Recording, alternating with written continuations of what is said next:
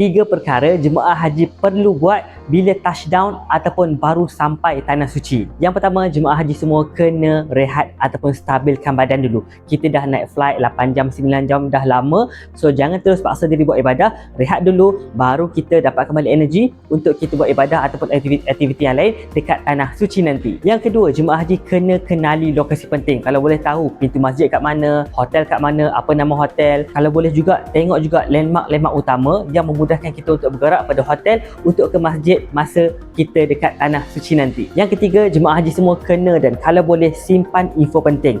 Nombor petugas, nombor mutawif. Lepas tu kena simpan juga kita punya nombor-nombor rakan ataupun nombor-nombor rombongan kita supaya kita mudah untuk contact ataupun call kalau anything happen dekat kita dekat tanah suci nanti. Jadi kepada semua jemaah haji, kalau video ni bermanfaat, save dan share video ni kepada semua rakan-rakan kita ataupun kawan-kawan kita yang akan pergi haji musim 2026 nanti. Assalamualaikum.